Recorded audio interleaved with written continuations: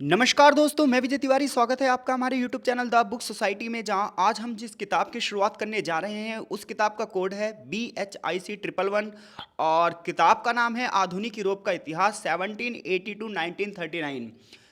जहां इस किताब में 18 चैप्टर होंगे और आज की इस वीडियो में हम चैप्टर नंबर 1 डिस्कस करेंगे। चैप्टर का नाम होगा आधुनिक राज्य और राजनीतिक संस्कृति।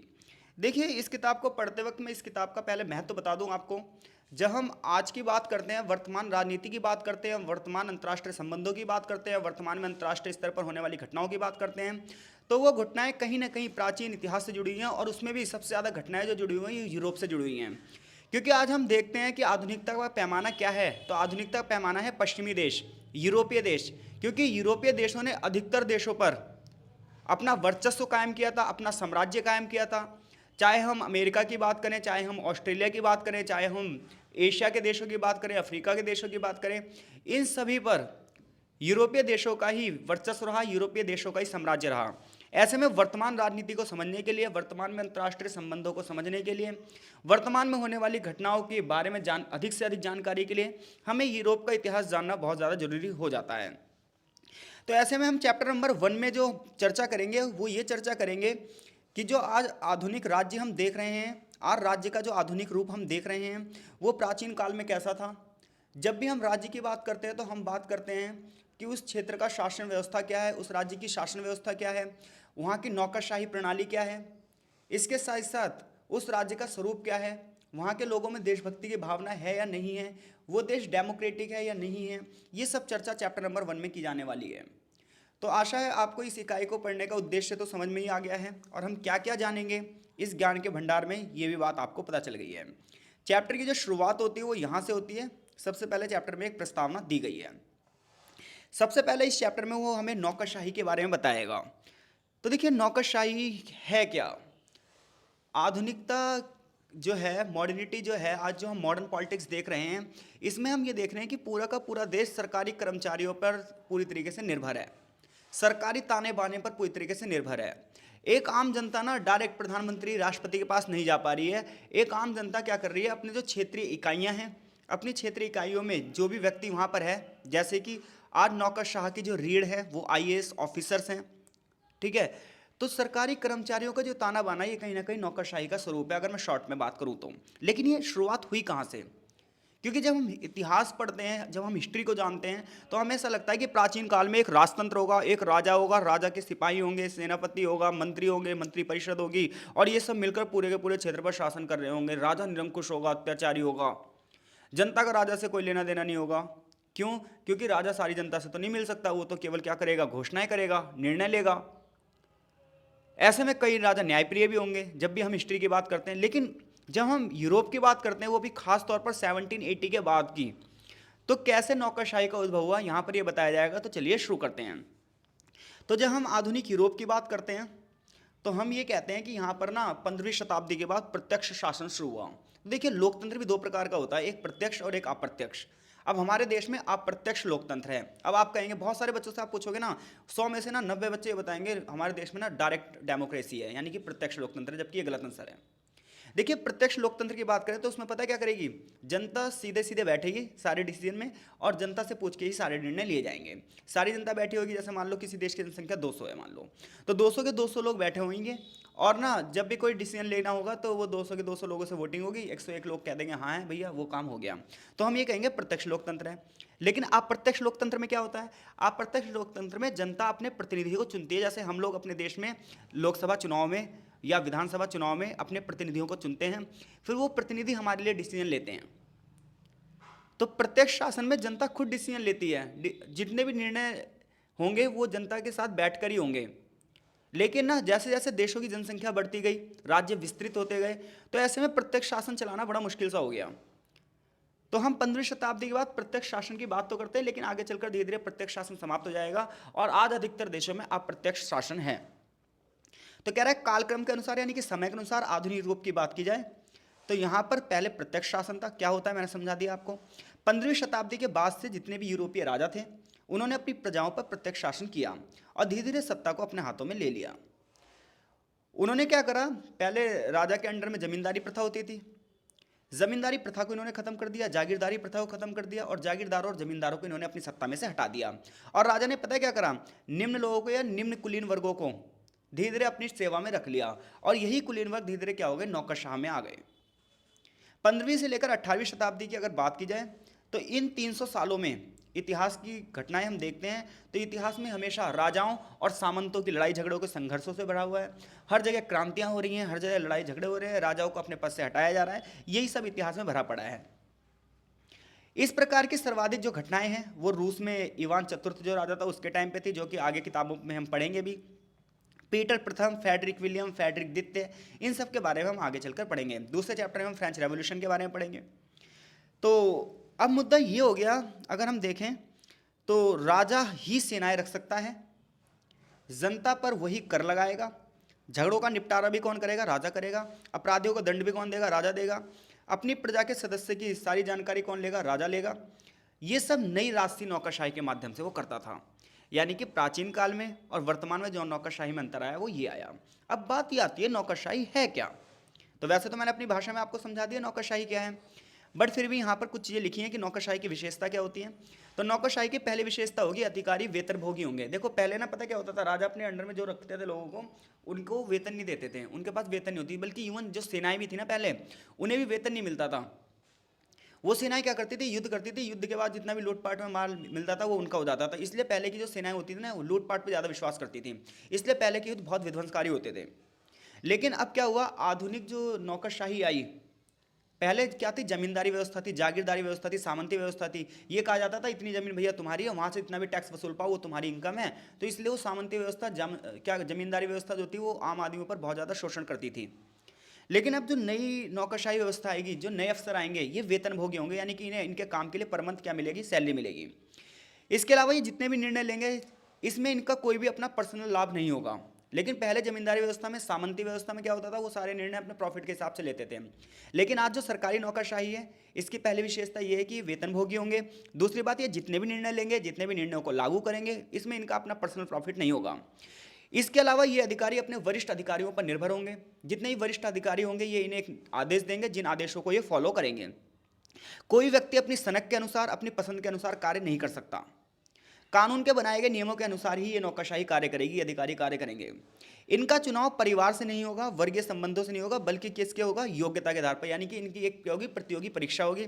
जो बंदा प्रतियोगी परीक्षा में उत्तीर्ण होगा सिर्फ उसे ही पद मिलेगा। जबकि पहले क्या होता था, पहले हाँ जी ये फलाने का बेटा है, नेपोटिज्म चलता था, भाई भतीजावाद चलता था, भाई मंत्री का बेटा ही मंत्री बन रहा है, सेनापति का बेटा ही सेनापति बन रहा है। लेकिन अब ऐसा नहीं है, योग्यता के आधार पर नौकरशाही की शुरुआत हुई यूरोप में। और अगली बात ये थी कि जैसे मशीन के पुर्जे बदले जा सकते हैं वैसे नौकरशाही को भी बदला जा सकता है, जबकि पहले ऐसा नहीं था। नौकरशाही का ये आदर्श रूप है और इसे ही हम रैशनल लीगल कहते हैं। तो मैं बोलूँ आधुनिक नौकरशाही की विशेषता क्या है, तो ये वेतनभोगी होती है। एक क्रम में मामला चलता है, वरिष्ठ अधिकारी अपने निम्न अधिकारी को क्या देगा, निर्णय आदेश देगा और वो उसे फॉलोअप करेगा। बंदा अपने निजी प्रॉफिट पर ध्यान नहीं देगा, समाज के प्रॉफिट पर ध्यान देगा। चुनाव क्या होगा, व्यक्तिगत आधार पर नहीं होगा, बल्कि प्रतियोगिता होगी। जो प्रतियोगिता में सर्वश्रेष्ठ होगा उस बंदे को कार्य मिलेगा। बंदा एक ही जगह पर नहीं रह सकता, नौकरशाह, उसका जगह जगह पर ट्रांसफर भी हो सकता है, उसकी जगह नया व्यक्ति भी आ सकता है।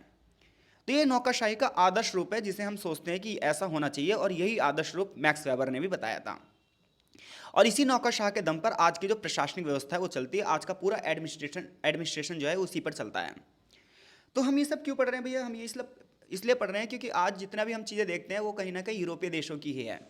हमारा संविधान भी, जो संविधान सभा का निर्माण हुआ था वो भी ब्रिटिश संवैधानिक नीतियों के हिसाब से हुआ था। आज हमारे देश के शासन पर ब्रिटिश शासन की प्रत्यक्ष छाप दिखाई देती है। तो ऐसे में हमारे लिए जानना जरूरी हो जाता है कि भैया आधुनिकता का मतलब क्या है। तो आधुनिकता का पैमाना यूरोपीय देशों को माना गया है।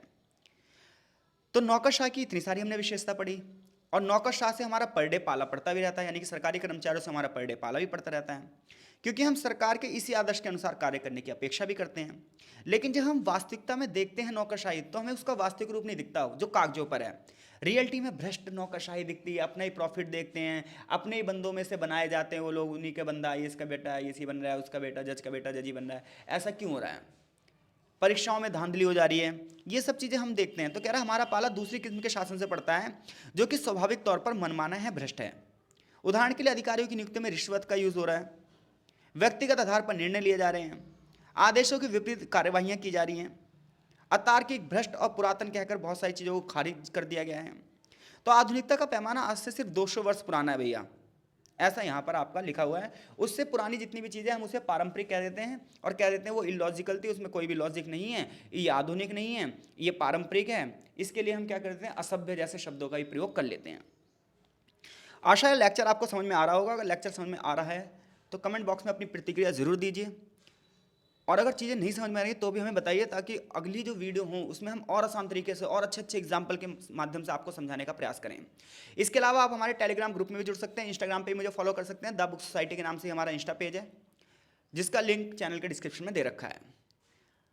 आगे देखिए आगे क्या कह रहा है, तो नौकरशाही एक ऐसा साधन है जो किसी भी अन्य साधन की अपेक्षा कहीं अधिक विश्वसनीय है, अनुकूल प्रतिक्रिया देने वाला है और किसी भी क्षेत्र में एंट्री कर सकता है। इसमें अव्यक्तता, विशेषज्ञता, नियमों के अनुसार कार्यवाही, कठोर पदानुक्रम, जिसकी बात हमने शुरुआत में करी है, ये योग्यता होती है, व्यक्तिगत स्वार्थ अपना नहीं होता है। तो इसलिए जो आधुनिक समय की तुलना है वो पूर्व आधुनिक काल के शासकों के, देखो अब पहले शासन कैसा होता था, पहले जो राजा का शासन होता था वो होता था दिखावटी, वो होता था नाटकीय, कम प्रभावी होता था। सत्ता का प्रदर्शन भाई साहब ऐसे किया जाता था, जनता भूखे मर रही है, अकाल में मर रही है, लेकिन पता है क्या है, भोग विलासी जीवन होगा। जैसे रूसी क्रांति, फ्रांसीसी क्रांति पढ़ेंगे, उसका एक कारण ये भी होगा कि राजा अपने भोग विलास में जी रहा है, ऐशो आराम में जी रहा है, साजो सज्जा में जी रहा है। सत्ता का प्रदर्शन किया जा रहा है केवल और केवल अपनी समृद्धि के लिए, व्यक्तिगत समृद्धि के लिए। राजा तड़क भड़क वाले पहनावे पहन रहे हैं, रहन सहन उनका बहुत तगड़ा है, दरबारी शिष्टाचार बहुत तगड़ा है, ताजपोशी के अवसर पर राजा खुलकर दान दे रहा है, दक्षिणा दे रहा है, अपराधियों को क्षमादान दे रहा है, और कई बार विरोधियों के खिलाफ हिंसा भी कर दे रहा है। लेकिन आधुनिक नौकरशाही ऐसा कुछ नहीं कर रही है। आधुनिक नौकरशाही ने ऐसे अधिकांश जितने भी प्रदर्शन थे उन्हें खत्म कर दिया है, और जनता को प्रभावित करने के इरादे से उन्होंने बस क्या कर दिया है, जैसे राष्ट्रीय पर्व बना दिए हैं, कुछ नेशनल हॉलीडेज बना दिए, बस उसी दिन हम तड़क भड़क वाले ऐसे कार्य करते हैं। जैसे रिपब्लिक डे पर हम प्रदर्शन करते हैं अपनी सेना का। तो अब ना जो पहले क्या होता था, राजा के जन्मदिन पर राज दरबार ये और वो फलाना धमाका ये जो चलता था, ये सब आज की नौकरशाही ने खत्म कर दिया है। आज सिर्फ परंपराओं को जीवित रखने के लिए कभी कभी हम ऐसे त्यौहार व्यवहार के माध्यम से इन चीज़ों को दिखा देते हैं। तो हमारा जो डेली रूटीन का शासन है, हमारे डेली रूटीन जो है उसे कंट्रोल कर रखा है पूरी तरीके से किसने, नौकरशाही ने। अब नौकरशाही ऐसे तड़क भड़क वाले प्रदर्शन नहीं करती है, कठोर आदेश नहीं देती है। अब वो हमारे समस्याओं को पहले से ही पता है क्या, पूर्वानुमान कर लेती है। यानी कि आज की जो नौकरशाही वो पता है पहले से बहुत ज़्यादा बदल गई है। आज नौकरशाही पहले से समस्याओं को जानकारी ले लेती है, हाँ भैया यहाँ पर ये चीज़ें ऐसे हो सकती हैं, पहले से पुलिस फोर्स तैनात कर दी जाती है, पहले से सारी चीज़ों का सॉल्यूशन निकाल लिया जाता है, किस क्षेत्र में पानी की कमी होने वाली है, किस क्षेत्र में शिक्षा के क्या हालात है, ये सब चीज़ें उन्हें पहले से पता होती है। लेकिन कैसे, क्योंकि आज ना नौकरशाही का सबसे बड़ा काम पता क्या हो गया है, हमारे बारे में ज़्यादा से ज़्यादा जानकारी निकालना, कि किस बंदे का करेक्टर से। आप एक नौकरी लेने जाओगे ना प्राइवेट मल्टीनेशनल कंपनी में, तो भी आपको एक ना करेक्टर सर्टिफिकेट बनवाना पड़ेगा, पुलिस वेरिफिकेशन करवानी पड़ेगी। तो जो आधुनिक राज्य है ना वो पुराने ढर्रे से नहीं चल रहा है। पुराना पुराना राज्य तो निरंकुश था ही, जनता पर अत्याचार करता ही था। आज का तो उससे ज़्यादा निरंकुश हो गया है, भले ही आपको लगे ना। आज का जो शासन है ना उसने हमारे को पूरी तरीके से कंट्रोल कर लिया है। हम ये सोचते थे कि पहले ना बहुत कठोर शासन होता था, पहले राजा बहुत बुरी तरीके से हम लोगों को कंट्रोल करता था, लेकिन ऐसा नहीं है। आज के राज्य ने उससे भी ज़्यादा बुरी तरीके से हमें कंट्रोल कर रखा है, लेकिन हमें ये बात पता ही नहीं चल रही। कह रहा है लोकतंत्र के साथ चल रहा है ना, इसलिए हमें ये सारी चीज़ें पता नहीं चल रही। लोकतांत्रिक सिद्धांतों पर आधारित रहता है ना, इसलिए हमें पता नहीं चलता। ये मैंने हाईलाइट भी कर रखी है चीज़ें, आप अपने आंसर में जरूर इन्हें इनपुट करेंगे।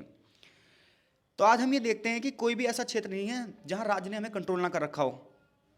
राज्य धनी और शक्तिशाली लोगों के क्रियाकलापों पर पहले कर लगाता था, लेकिन आज साधारण से साधारण जनता पर भी कर लगा रहा है। आधुनिक राज समस्याओं का पूर्वानुमान लगाने की कोशिश कर रहा है। उसे पहले से पता चल जाता है कहाँ पर राजद्रोह हो सकता है, और उस राजद्रोह को खत्म करने की चीज़ें करता रहता है।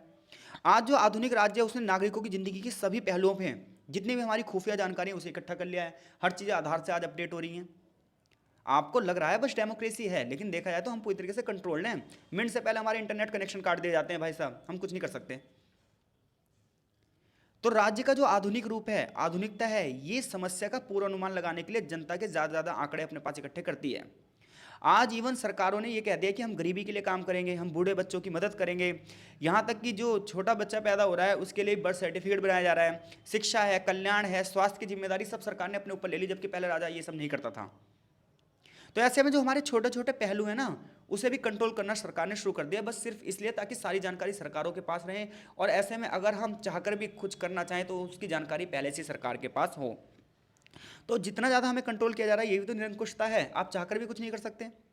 इसके अतिरिक्त हिंसा और दमन के मामले में तो आज का जो राज्य है ये बहुत ज़्यादा मजबूत हो चुका है। आज का राज्य इतना ज़्यादा अत्याचारी हो चुका है कि इसकी शक्ति हजारों गुना अधिक है।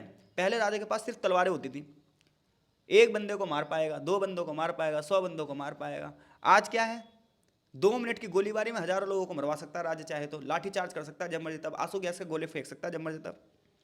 तो आज का राज्य पहले के मशहूर से मशहूर अत्याचारी के शासन की तुलना में हजारों गुना अधिक है। हिंसा पर इसका एक अधिकार नहीं है। आज आधुनिक हथियार हैं, आधुनिक टेक्नोलॉजी है, आज आधुनिक सैन्य तंत्र हैं, लेकिन पूर्व आधुनिक काल में ऐसी कोई बड़ी शाही सेना नहीं थी। पहले सामंती भी क्या करता था, अपनी सेनाएं रख सकता था और राजा को चुनौती दे सकता था। लेकिन आज राजा ने, आज का जो प्रधानमंत्री है एक राजा ही है, और वो राजा पता है क्या कर रहा है, उसने पूरी तरीके से सैन्य क्षमताएं खत्म कर दी हैं सभी लोगों की। अब सारी सारी सैनिक पावर किसके पास है, मंत्री के पास है, यानी कि राज्य के पास है। इस प्रकार जो ये शस्त्र प्रौद्योगिकी आई है, ये जो नई टेक्नोलॉजी आई है हथियारों की, इसने राज्य का पल्ला भारी कर दिया है। आज हम चाहकर भी विद्रोह नहीं कर सकते। अगर आप प्राचीन इतिहास पढ़ेंगे, मध्यकालीन इतिहास पढ़ेंगे, तो आपको पता चलेगा कि ये संघर्षों से भरा पड़ा है। जनता जा रही है, तख्ता पलट कर दे रही है, लेकिन आज करके दिखाए जनता। क्यों? आज सैनिक पावर है, कहीं पर भी धारा 144 का यूज़ किया जा सकता है। तोप खाने का खर्च आम जनता नहीं उठा सकती है, तोप खाने का खर्च सिर्फ राज्य उठा सकता है। और ये सब बातें 15वीं शताब्दी के बाद शुरू हो चुकी थी। कह रहा हाथ में पकड़कर चलाई जाने वाली बंदूकों में जो नए नए प्रयोग हो रहे हैं, नए नए सटीक हथियार बन रहे हैं, बहुत महंगे हैं, जिसका प्रॉफिट भी सिर्फ किसको मिला है, राज्य को। तो आधुनिक तकनीक ने कहीं ना कहीं राज्य को बहुत ज़्यादा मजबूत किया है, जिसका एग्जाम्पल हम देख सकते हैं नेवी में। आज समुद्री डाकुओं का लगभग सफाई हो चुका है। पहले समुद्री डाकू क्या करते थे, चलते फिरते जहाज़ों को लूट लेते थे। लेकिन आज सेना में जो आग्नेय शस्त्र आए हैं, भयंकर नवाचार आए हैं, नई नई तकनीकें आई हैं, टैंक आए हैं, हवाई बमबारी आई है, इन सब ने कहीं ना कहीं सेना को बहुत ज़्यादा आधुनिक बना दिया। लेकिन इस सब का प्रॉफिट सिर्फ और सिर्फ कौन ले रहा है, स्टेट। जनता सुरक्षा के नाम पर स्टेट को क्या कर रही है, वोट दे रही है, जनता को अपना, जनता उसे अपना प्रधानमंत्री बना रही है, जनता उसे अपना राष्ट्रपति बना रही है, आधुनिक नौकरशाह की नियुक्ति हो रही है जनता में से ही हो रही है, लेकिन फिर भी वो जनता पर कठोर शासन कर रहे हैं। तो ऐसे में देखा जाए जो आज आधुनिक नौकरशाही है, कुल मिलाकर बात यह है कि वो पहले से ज़्यादा निरंकुश है, बट वो लोकतांत्रिक रूप से चल रहे हैं। इसलिए ना हमें ऐसा लगता है कि ऐसा कुछ है नहीं। तो अगर यहाँ से ये प्रश्न बना कि 15वीं शताब्दी के बाद जो नौकरशाही की प्रमुख विशेषताएं हैं उनके बारे में बताइए, या फिर आप इसे ये पूछा जाए कि आधुनिक जो नौकरशाही है ये पहले के निरंकुश राज्य के मुकाबले कहीं अत्यधिक निरंकुश है, तो इस प्रश्न का उत्तर देने में आप सक्षम हैं। आशा है आपको ये लेक्चर जरूर समझ में आया होगा। चैप्टर देखिए थोड़ा सा लेंथी है, तो कम से कम 2 से 3 पार्ट में कवर होगा, क्योंकि एक ही वीडियो बनाएंगे तो 1-1.25 घंटे की चली जाती है और इतनी बड़ी वीडियो बनाना संभव नहीं है। तो ऐसे में एक एक चैप्टर को हम जो डीपली कंप्लीट करेंगे और फिर जब एग्जाम आएगा तो उससे रिलेटेड क्वेश्चनों की भी चर्चा करेंगे। तो मिलते हैं आपसे इस वीडियो के नेक्स्ट पार्ट में, जिसमें हम राष्ट्रवाद की चर्चा करेंगे, राष्ट्र राज्य की चर्चा करेंगे और लोकतांत्रिक राज्यों की चर्चा करेंगे। तो आई होप सो आपको ये लेक्चर समझ में आया होगा। कमेंट बॉक्स में अपनी प्रतिक्रिया जरूर दीजिए, वीडियो को जरूर लाइक कीजिए और हमारे टेलीग्राम ग्रुप में भी जरूर जुड़िए। तो आपका बहुत बहुत धन्यवाद। मिलते हैं आपसे नेक्स्ट पार्ट में।